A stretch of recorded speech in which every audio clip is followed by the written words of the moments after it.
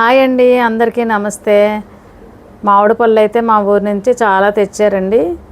అవి ఎక్కువైపోతే పాడైపోతాయి కదా అని చెప్పేసి నేనేమో అది అంతా కూడా తొక్క తీసి మిక్సీలో వేసేసి ఆ పళ్ళు ఫ్రిడ్జ్లో పెట్టేశానండి.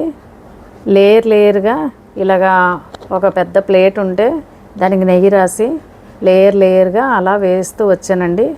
వస్తే మంచి కలర్ వచ్చింది. నేనైతే పంచదార వాడలేదండి, బెల్లం వేసాను. నా దగ్గర పటిక పందారు కూడా కొంచెం కలిపాను. అలా చాలా బాగా వచ్చింది. కలర్ అయితే చాలా బాగుందండి.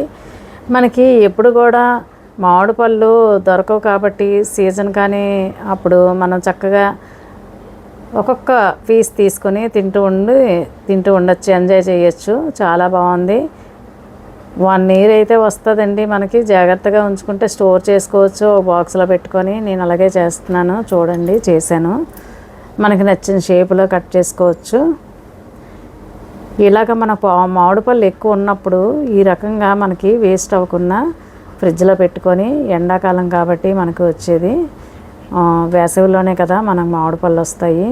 ఆ వేసవిలోని ఫ్రిడ్జ్లో స్టోర్ చేసుకొని ఈ రకంగా చెయ్యొచ్చు. మా బాబుకి ఇచ్చాను.